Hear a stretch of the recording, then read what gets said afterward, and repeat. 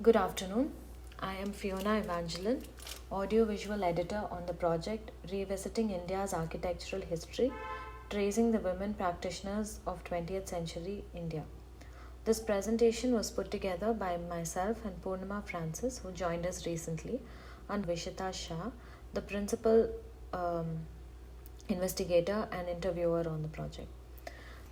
So, this presentation suggests that one way of efficiently engaging the public with oral histories on a digital platform would be by using visuals and infographics.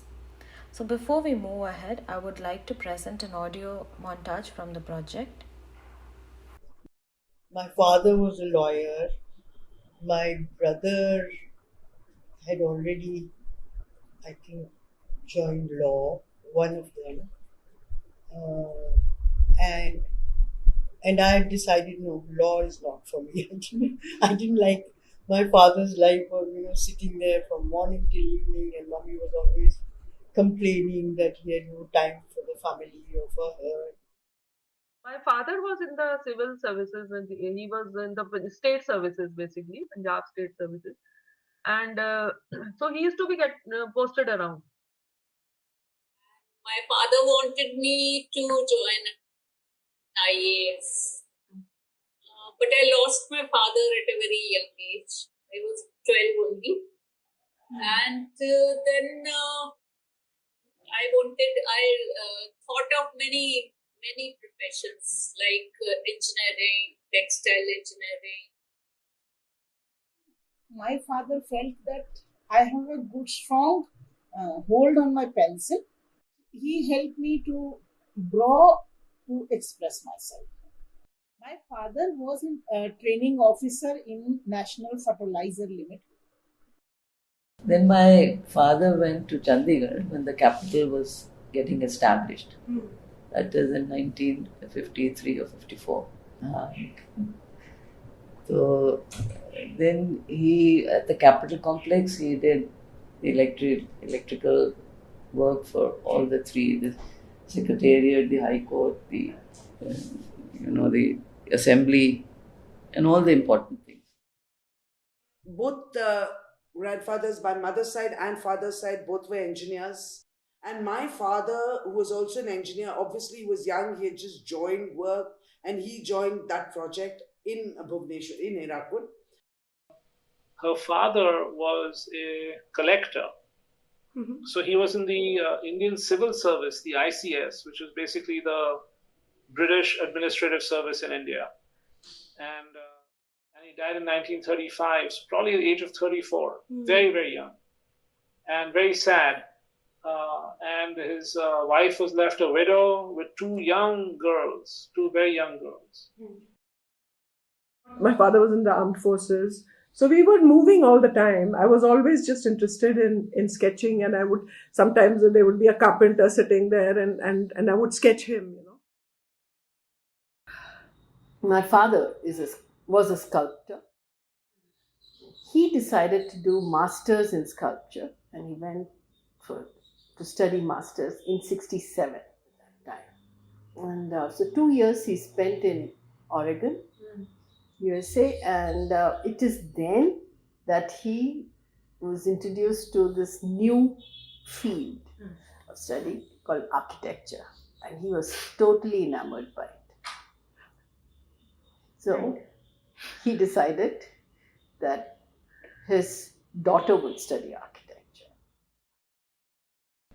My father was in the army. He was a lieutenant colonel in the army. To begin with, it would be useful if you could sort of take us through your journey and map the different dates, different places, different people you have come across until now. Why would an oral history be converted into a visual, and how does one do that? Although the common string on this project is about professionals, how they chose architecture and proceeded with their journey, the audio clips also contain several mentions of personal and lived experiences. One such excerpt was the montage about the mentions of one's father and his occupation. So these So if the connection was to be brought, there might be some fragilities in the choices that one made in the professional journey with regard to their personal experiences. Also, a visual engagement would allow the reader to understand the process of data collection with a better scope.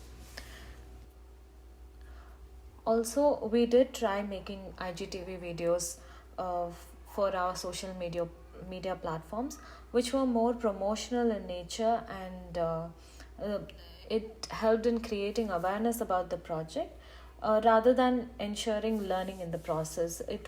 They were too short clips to get a grasp about the entire understanding of one's life. The data can be converted into visual with less effort using digital humanities tools, manual mapping softwares, and other avenues that would allow for systematic visual generation using desirable data. The project about 20th century women practitioners in India documents the lives of women architects in an interview format.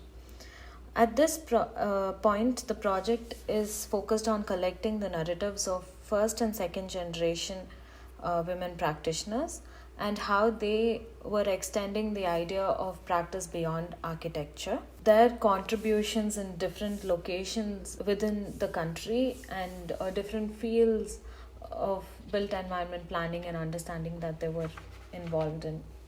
The type of content that was generated are recorded conversations. In my capacity as the audio video editor, I am listening, making editorial decisions for the narration to map keywords for the metadata generation. In the process of creating the digital archive, we are already mapping the keywords, impacts, important places, significant years, milestone projects, personal and professional relationships, etc. So this sheet can be directly fed into digital humanities platform, which would convert them into a systematic graphic. So this data can be directly uploaded or copy pasted on the portal. There is scope for rearrangement and reorganization of certain fields, and it allows for addition or omission of certain fields as well.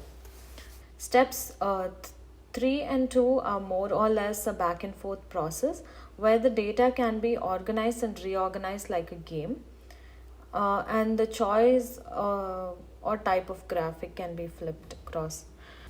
We use this conference as an opportunity to try a few of these methods to generate certain visuals. And the output was, this is a Sankey diagram that maps the fields in which the women practitioners were involved in against the profession of their father. Similarly, such connections can be brought within the professional practice of the architects, which locations they were practicing, and what kind of materials they used, and what were the different fields that they were involved in. Similarly, against location and the practitioner, who the different kind of materials that were used and the extent of which it was used in a particular location. So some of the observations that we were able to arrive at was, this breaks the linearity that an audio file would generally have from a start point to finish point, and it allows for reorganization of material against different information, thereby enabling one to engage with the material from different perspectives. Finally, it saves time. Unlike how different readers might take different duration to go through a reading material, an audio file would at least take somebody the duration of the audio file itself. So in that sense, it can be time saving and in grasping more information in less time. So that brings us to the way forward from this point. As mentioned earlier, we are still exploring this method for the website and would love to hear from the audience's suggestions and recommendations to move ahead.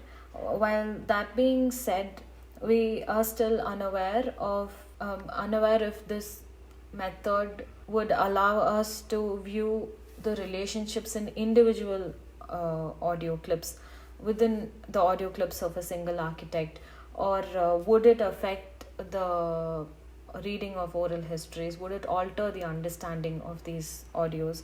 And how can this representation be enhanced to map intangible and unquantifiable data to read those against the other tangible data that is being said across the audio? Thank you.